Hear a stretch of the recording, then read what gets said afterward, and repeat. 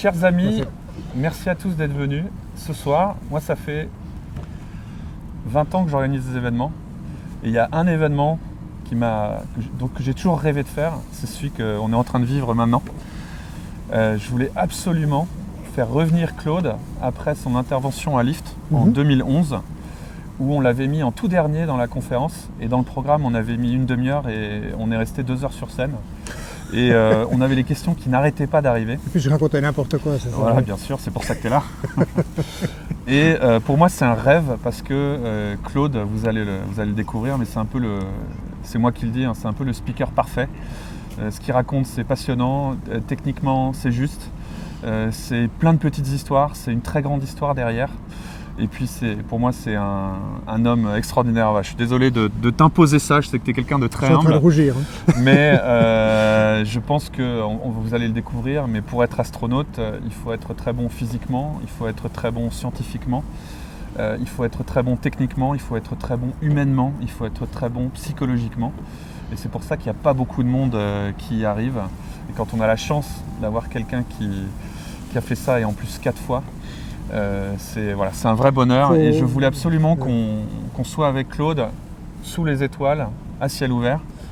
Je vais présenter Claude, même si on n'a plus vraiment besoin de le présenter. Claude, il est de Lausanne, hein, vaudois.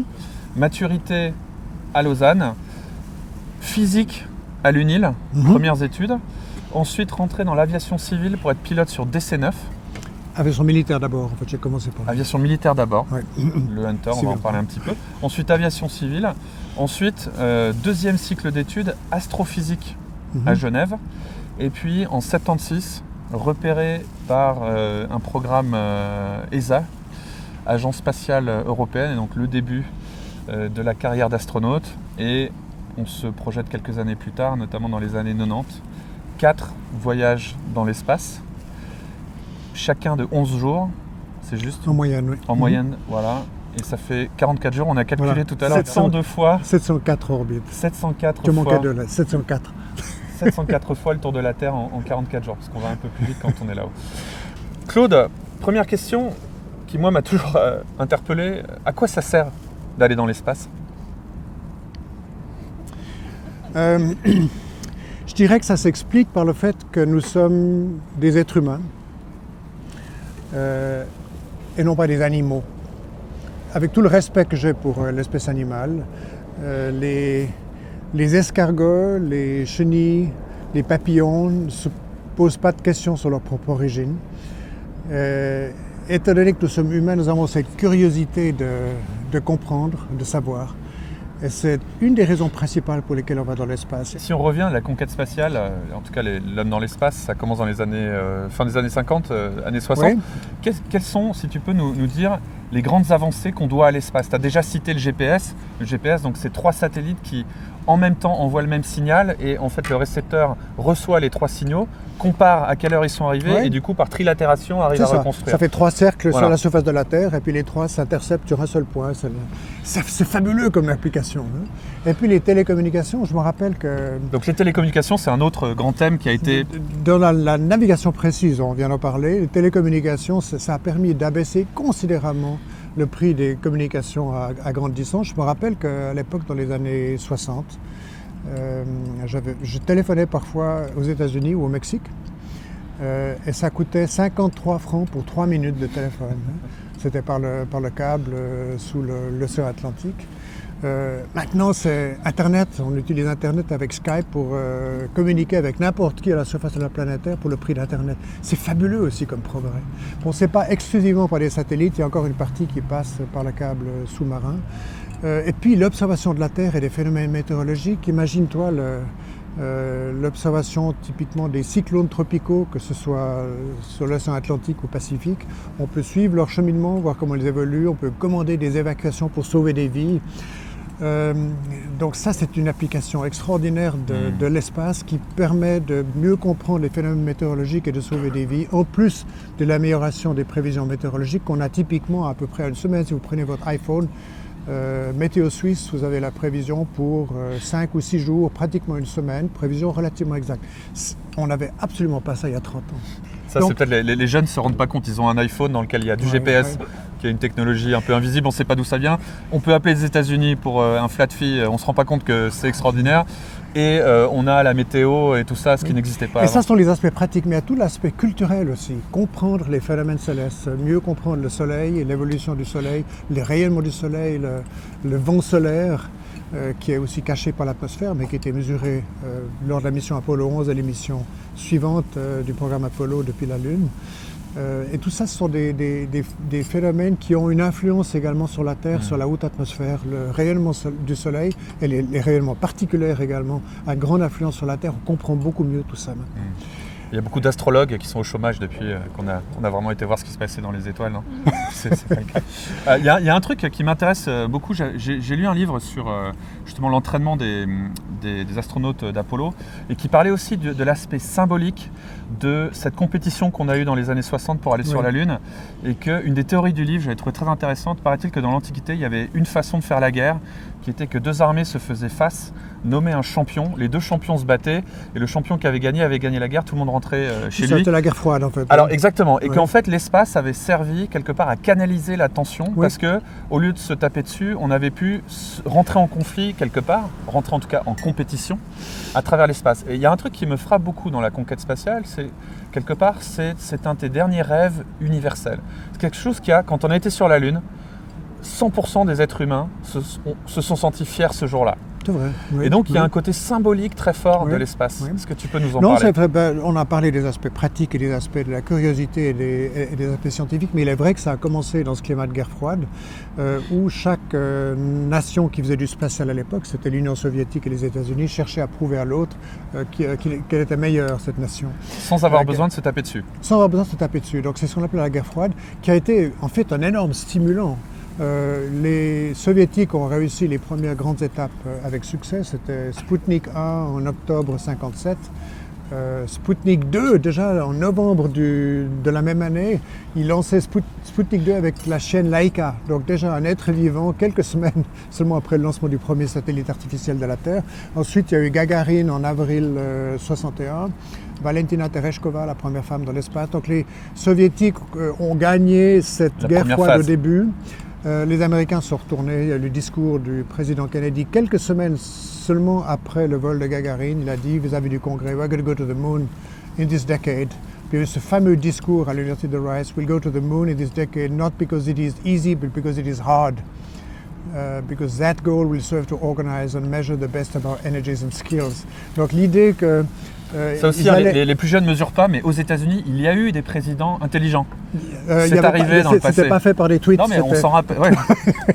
On ne s'en rappelle pas. C'était un discours extraordinaire qui a été l'étincelle qui a lancé le programme Apollo, qui était la réponse américaine au succès des Soviétiques au début de l'ère spatiale.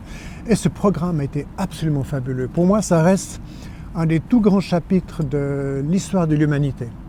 Tu peux nous en parler parce que c'est fabuleux. Enfin, aujourd'hui, on dirait à une entreprise, il faut sortir un nouveau produit, même dans 5 ans, tout le monde est en panique pensant que c'est impossible. Là, en 8 ans, il y avait pas de zéro, mais ils partent de très loin et ils font la conquête de C'était la en Lune. 8 ans, le discours de Kennedy en 61. Qu'est-ce qui s'est passé ? En été 61. Il y a eu une telle motivation et finalement, il y avait un tel talent disponible. Il existe toujours ce talent aux États-Unis, aucun doute. Il est parfois un peu caché par le chemin qu'a pris la Maison-Blanche récemment. Mais il y a énormément de talent et de capacité. Il s'était fixé cet objectif absolument clair de mettre un homme sur la Lune, ou 2 hommes, et les ramener vivants sur Terre avant la fin de la décennie des années 60. Et c'était extraordinairement difficile, mais c'était extraordinairement motivant et exciting pour les Américains. Donc la combinaison de ces facteurs, la volonté de battre les Russes dans ce climat de guerre froide, de faire quelque chose qui était difficile et pas quelque chose qui était facile, donc c'était un énorme stimulant. Mais comment ça s'est organisé ? Ils ont posé des milliards sur la table, Oui, il y avait beaucoup d'argent. Recruté, il y a beaucoup d'argent qui était dépensé, mais l'argent seul ne pourrait jamais permettre un pareil programme s'il n'y a pas un objectif clair, une motivation énorme et puis un immense talent.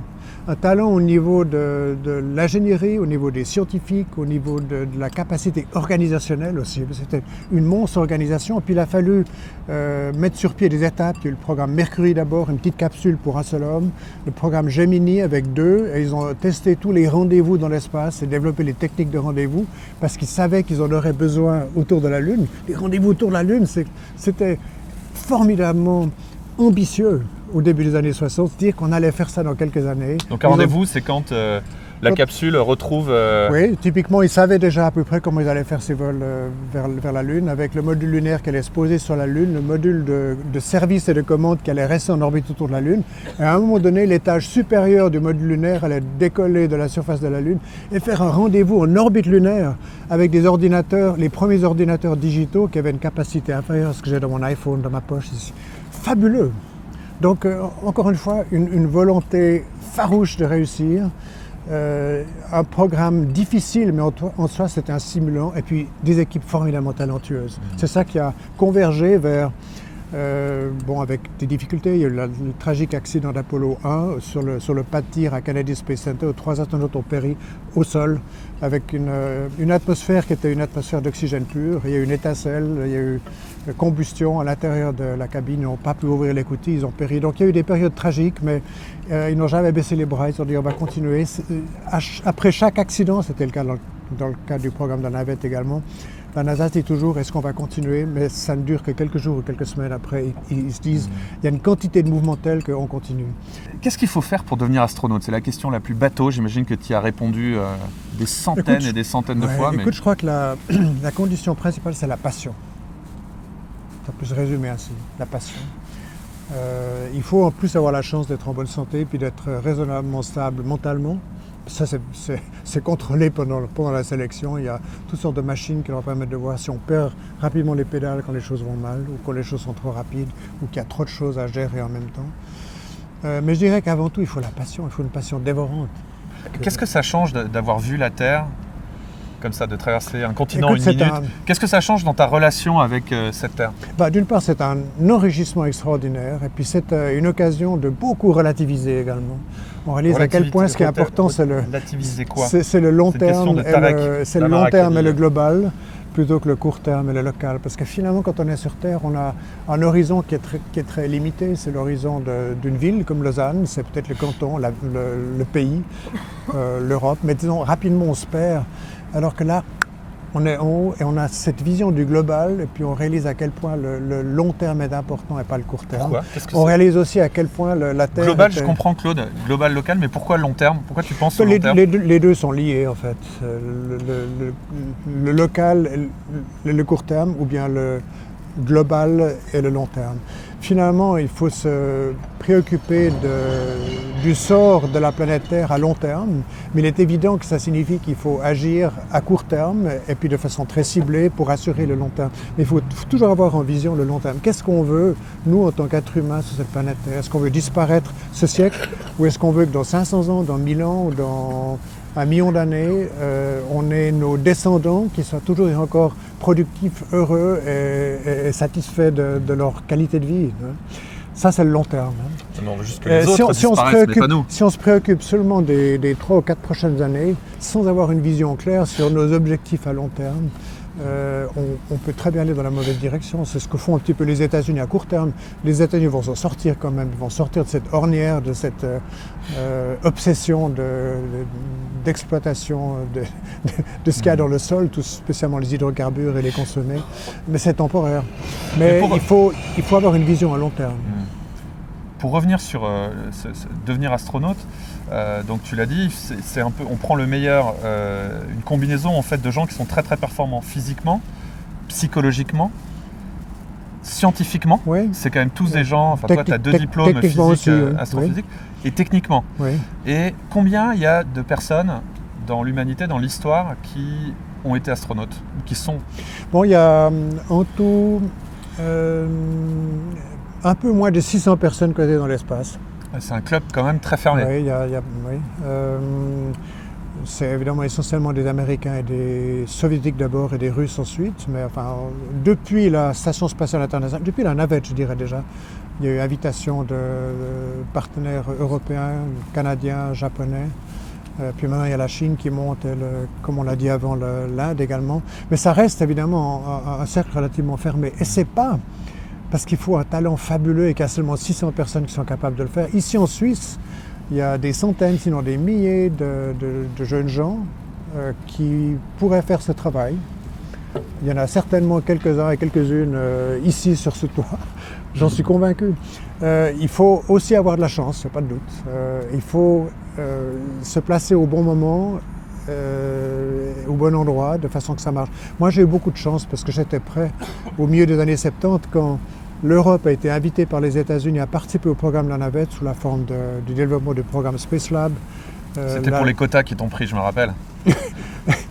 Il nous faut un Suisse, là, non, quelqu'un un Suisse? Non, pas un Suisse. Disons, les Américains ont dit vous pouvez nous livrer des astronautes européens. Ça pouvait être des Français, des Allemands, des Suédois. Et là, d'un seul coup, ça vous a arrangé dans l'Europe, les Suisses. Et puis, l'Agence spatiale européenne a commencé cette sélection, puis il se révèle que finalement, il y a eu un Allemand, un Néerlandais et moi-même qui ont été sélectionnés. Mais au début, donc, c'était seulement ces deux grandes nations, Union soviétique et États-Unis. Après, ça s'est étendu à d'autres nations. Et encore une fois, un peu moins de 600 personnes ont été dans l'espace. Et la navette a énormément contribué à faire voler des gens. Il y a en tout 355 personnes qui ont été dans l'espace avec la navette spatiale. Ouais. Question de Pietro, pourquoi est-ce qu'on n'est pas retourné sur la Lune? Alors, bon, j'ai parlé des débuts de l'ère spatiale avec les succès des soviétiques, ensuite la réponse américaine, le programme Apollo. En fait, l'objectif principal d'Apollo, il était politique, c'était de battre les Russes dans cette prochaine étape de l'exploration de l'espace. Donc après Apollo 11, ils auraient pu arrêter. Mais ils se sont dit, puisqu'on a quand même lancé tout ce programme, c'est un énorme effort et ça a coûté très cher. Ils se sont dit, on va continuer avec plusieurs missions. Ils avaient prévu jusqu'à Apollo 18. Finalement, ils sont arrêtés à 17 en décembre 72, mais encore une fois, l'objectif avait déjà été réalisé en été 1969 avec Apollo 11. Et puis c'était symbolique, quoi. Une fois que c'était coché, il n'y avait plus besoin d'y retourner, il n'y avait pas trop d'intérêt scientifique. Puis ils ont ramené énormément d'échantillons, ils ont énormément appris sur ces techniques difficiles de rendez-vous autour d'un autre corps céleste que la Terre. Finalement, le programme a été extraordinairement riche. Ils auraient pu continuer, mais ça aurait coûté plus cher. Ils se sont dit plutôt on va lancer un nouveau programme, qui est le programme de la navette spatiale. Avant la fin du programme Apollo, il y avait déjà les dessins de la navette spatiale, donc ils pensaient au prochain programme. Ouais. Qu'est-ce que c'est quelle est la place du cœur dans ce métier? Tu as parlé de passion, tu as parlé d'émotion. En fait, c'est fondamental d'être... Oui. D'avoir ces qualités humaines combinées à des qualités techniques. Oui, bon, j'ai parlé de la passion comme étant l'ingrédient le plus important pour un astronaute. La passion, c'est au niveau du cœur, c'est pas tellement au niveau du cerveau, ça passe par le cerveau quand même, c'est clair. Mais c'est plutôt une caractéristique du cœur, donc je pense que c'est extrêmement important. Disons, on ne peut pas approcher ce métier d'une manière sèche et froide. Hein? Il y a Reda, l'Andalousie qui est là, qui demande est-ce que tu crois en Dieu? Est-ce que, j'imagine la question c'est est-ce que d'aller dans l'espace ça a changé ta relation avec la religion, quelle qu'elle soit? Oui, dans une certaine mesure, on peut dire que oui, parce qu'encore une fois, la splendeur de ce qu'on voit, c'est quelque chose qui nous rapproche du divin, on peut dire. Lorsque vous voyez quelque chose qui est incroyablement beau, splendide, et qui te touche au plus profond de toi-même, pour moi, c'est presque un acte religieux, en fait. C'est comme ça que je le voyais. On sent également quelque chose de très fort. J'avais l'impression d'être pénétré par quelque chose de très fort qui venait d'en haut. Il faut dire que j'ai une affection particulière pour le ciel et pour les étoiles. Alors j'avais très souvent les regards vers le haut, presque plus que vers le bas. Pourtant la Terre est très belle aussi. Mais on a l'impression de quelque chose de très fort et très puissant. Dans Star Wars, on l'appelle The Force, la force. En fait, pour moi, Dieu, c'est un peu cette force. Quelque chose qui nous pénètre, qui nous enrichit, qui nous pousse à faire des choses dans la bonne direction et pour aider les autres aussi. Et quand on est là-haut, on ressent la force. On ressent la force, oui. Il y a Laïla qui est assise là, qui, je crois, veut devenir astronaute. Elle a posé plein de questions là-dessus. Oui, écoute, je suis prêt. Alors, est-ce que tu étais confiant au moment des tests de sélection? Qu'est-ce que c'est les thèses d'ailleurs? Il y en a combien? Bon, ça a duré une année, c'était entre mi-77 jusqu'à... Une année d'examen. Oui, une année d'examen. Et puis il y avait des examens médicaux, c'est clair, des examens psychologiques pour vérifier la capacité de travailler sous pression de temps. Il y a des machines où on a un tas de choses à faire et puis ils voulaient vérifier qu'on établissait des priorités et qu'on ne paniquait pas. Et puis il y avait beaucoup d'interviews. On est en face de quelques personnes qui nous posent des questions et on savait toujours quel était le thème de l'interview. Il y avait par exemple des interviews scientifiques par des scientifiques qui avaient des expériences à bord de la mission Space Lab 1, qui était la première mission conjointe Europe-États-Unis avec le laboratoire Space Lab. On savait quels étaient les domaines d'investigation, moi je les connaissais, mes collègues aussi. Et en fait, ce qui est important, c'est que lors d'une sélection, il ne faut pas se présenter à la sélection en se disant « bon, je vais à l'interview, puis on va voir ce qu'ils pensent de moi ». Il faut préparer l'interview comme un examen à l'école ou à l'université. Mais qu'est-ce qu'ils testent vraiment, Claude? Ils testent ta capacité à travailler, ils testent ta capacité à improviser face à une situation inconnue, ils testent la logique, c'est-à-dire quelque chose que tu ne sais pas, tu essaies quand même d'avoir une idée dessus. Oui, ils testent tout ça, ils testent également la capacité de communiquer. Si quelqu'un a été très brillant dans ses travaux scientifiques ou d'ingénierie, mais n'est pas capable de communiquer le résultat de son analyse ou de ses recherches, ça ne passe pas bien. Donc la capacité de communiquer, c'est important aussi. Et puis, il voulait être sûr que le travail qu'on avait fait, on devait avoir un diplôme universitaire dans les domaines de sciences ou d'ingénierie et au moins 3 ans d'expérience de métier après l'obtention du diplôme. Il ne voulait pas prendre quelqu'un à la sortie de l'université, même si il ou était extrêmement brillant ou brillante. Il fallait prouver qu'on était capable de faire son travail dans un labo ou dans l'industrie ou bien dans un métier. C'est très mystérieux la vie pratique des astronautes. Comment on fait pipi, comment est-ce qu'on dort, etc. Alors on dort à la verticale. Et une des questions, c'est comment on mange. Et je crois que tu as quelque chose à nous montrer par rapport à ça. Oui. Comment on mange? Explique-nous. Écoute, dans la navette, on avait la nourriture sous forme déshydratée parce qu'on n'avait pas de moyen de réfrigération. Donc une nourriture humide, ce serait gâté après quelques jours. J'ai un exemplaire ici de... Oups, il y a du velcro là. Un vrai exemplaire. Macaroni and cheese. Donc, Claude Nicolier piquait les pâtes dans la navette. Alors, on avait la possibilité de choisir son propre menu à peu près 2 mois avant la mission. On était invité à un repas à Johnson Space Center, le centre d'entraînement, à la cuisine de Johnson Space Center. Ils nous faisaient goûter en un repas tout ce qui était disponible. Alors, on goûtait à peu près 40 différents mets. C'était du oatmeal with brown sugar, qui était plutôt pour le petit déjeuner, ou bien brocoli au gratin, c'était un des plats qu'il y avait. Il y avait du bœuf bourguignon, il y avait du chicken teriyaki par exemple. Et on goûtait tout ça en petite quantité. On avait une feuille où on pouvait donner une note entre 0 et 10. 0 signifie qu'on ne va plus jamais le manger. Et 10, on serait d'accord de ne manger que ça. Et sur la base de cette sélection, on pouvait composer son propre menu qui était revu par un diététicien, une diététicienne. Pour le cas où on ne demandait que des spaghetti with meatballs, ça n'aurait pas passé. Alors voilà, il y a quelques règles à suivre. Et il y a toute cette vie dans l'espace. Alors tu as dit un truc tout à l'heure qui m'a beaucoup intéressé quand on parlait. Tu m'as dit que quand on revient sur Terre, un des trucs qui choque, c'est le poids des objets. Tu as donné un exemple, tu as dit quand tu atterris, on te donne un verre de champagne et le verre a l'air très lourd. Oui, il faut avouer que ça c'est après la visite médicale, parce que les médecins veulent savoir un peu comment on revient médicalement parlant, mais après la médicale, il y a le verre de champagne. Et effectivement, le verre de champagne, comme ce verre d'eau, waouh, tellement lourd. Donc on est tellement accoutumé à l'absence de pesanteur que revenir sur Terre avec la gravité de 9,81 mètres par seconde au carré, qui est l'accélération de la gravité sur Terre, on a l'impression qu'on revient sur une autre planète qui a plus de gravité que celle qu'on a quittée 10 jours avant. Est-ce que, alors, quand tu vas dans l'espace, tu es ultra préparé, tu as raconté il y a des années de sélection, ensuite il y a des années de préparation. Est-ce qu'il y a quand même quelque chose qui t'a surpris, qui ne s'est pas passé comme tu l'attendais ou quelque chose que tu n'attendais pas? Bon, on n'est jamais préparé à la splendeur du spectacle que l'on voit depuis l'orbite terrestre, que ce soit la vision vers la Terre ou la vision vers le ciel. J'ai parlé un petit peu de la Terre avant, mais les visions du ciel sont magnifiques aussi. Il faut se dire qu'on fait le tour de la Terre en 1h30. Ça signifie que pendant la nuit orbitale qui dure une demi-heure, vous voyez la presque totalité du ciel, vous voyez les constellations de printemps, d'été, d'automne et d'hiver en une demi-heure. Donc le ciel se déplace très rapidement. les étoiles et les planètes se déplacent très rapidement. Et je trouvais ça absolument stupéfiant. Et ça, je n'étais pas préparé, mais c'était une expérience extraordinairement positive, la beauté du ciel et les beautés de la Terre.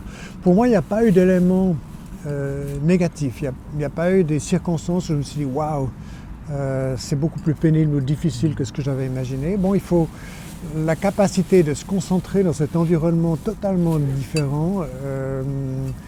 C'est pas toujours absolument évident, disons on utilisait parfois le terme de space stupid, c'est-à-dire on faisait parfois des choses qui étaient fausses parce qu'on est dans un environnement qui est assez intimidant finalement. Et il fallait beaucoup se concentrer pour s'assurer qu'on faisait les choses correctement, surtout pendant les sorties extravéhiculaires. Ça demande un effort qui est assez conséquent. Mais à part ça, les expériences ont été toutes entièrement positives, surtout du point de vue de l'absence de pesanteur que je trouvais formidable, à part les quelques premières heures où on a un peu le mal de mer, mal de l'espace, et puis les visions de la Terre et du ciel étaient splendides. À chaque fois que vous essayez d'appeler Claude, par exemple, pour préparer un événement comme ce soir, il vous dit « Ah oui, alors il faudra qu'on se parle à telle date parce que là je vais en Antarctique et après j'ai une conférence en Russie. » Et alors vous avez un club des astronautes, oui. Et vous vous retrouvez, vous faites toujours des trucs complètement géniaux. Oui, c'est le... Est-ce que je peux avoir une carte de membre? C'est l'ASE. Non, tu ne peux pas parce qu'il faut avoir non seulement été dans l'espace, mais fait au moins une orbite autour de la Terre.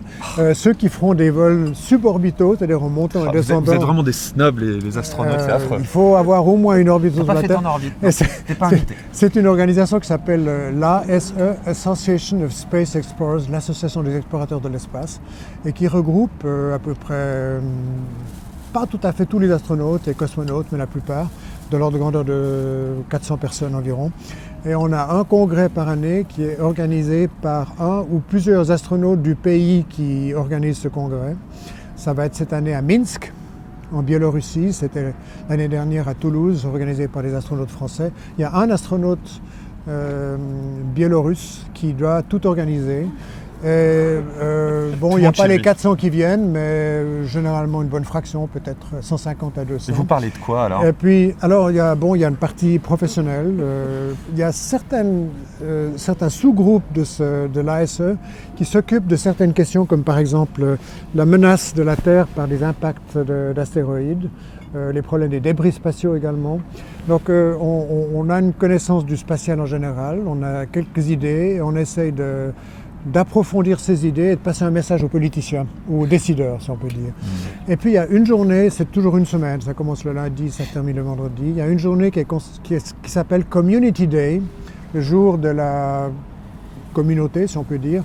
Et les astronautes qui sont à ce congrès, encore une fois 150 à 200, à un endroit comme Minsk ou Toulouse l'année dernière, se répartissent dans le pays en fonction d'un programme bien précis pour aller dans des écoles et parler aux écoliers. Alors on a des cosmonautes russes, on a des astronautes canadiens, japonais, chinois, peut-être avec un interprète parce que Li Wei Yang, le chinois, il ne parle pas très bien l'anglais, puis il ne parlera certainement pas le biélorusse ou le russe, donc il y a des interprètes. Mais cette idée que les astronautes et cosmonautes, des gens qui ont été dans l'espace, au moins une orbite, monter et descendre, ça ne suffit pas. Vous connaissez le concept de ces soirées, peut-être pour ceux qui viennent pour la première fois, je vous le rappelle. Vous payez votre entrée, on enlève les frais pour l'organisation logistique et ensuite on fait un don à une ONG qui est choisie par notre invité ou nos invités. Et ce soir, est-ce que tu peux nous dire un petit mot sur l'organisation? Oui, alors j'ai choisi l'ASED. l'ASED. ASED, c'est Action de soutien pour l'enfance en détresse. C'est une petite ONG à Genève qui a été lancée par mon cousin, Jean-Luc Nicolier, qui était dans la télévision, et maintenant c'est son fils qui s'en occupe. Et, comme son nom l'indique, l'objectif est d'aider au développement et puis surtout à l'instruction, les écoles des enfants dans des régions qui sont défavorisées. Il y a pas mal d'écoles à Madagascar, il y en a en Inde. Ils sont intervenus également en Indonésie après le tsunami de 2004 avec des ravages considérables. Et ils ont été dans certaines de ces îles de l'océan Indien pour reconstruire des écoles. Donc l'idée est d'aider à la reconstruction d'écoles. Il y a également une aide médicale, mais c'est essentiellement au niveau de l'enseignement et des écoles. C'est une petite ONG, mais si c'est petite ONG, ça signifie que les choses sont assez directes. Il y a peu de faux frais, si on peut dire. et des actions assez directes sur les lieux où il y a nécessité d'aider les enfants pour l'éducation et l'instruction dans des régions défavorisées sur la planète Terre, et Dieu sait s'il y en a. Merci Claude.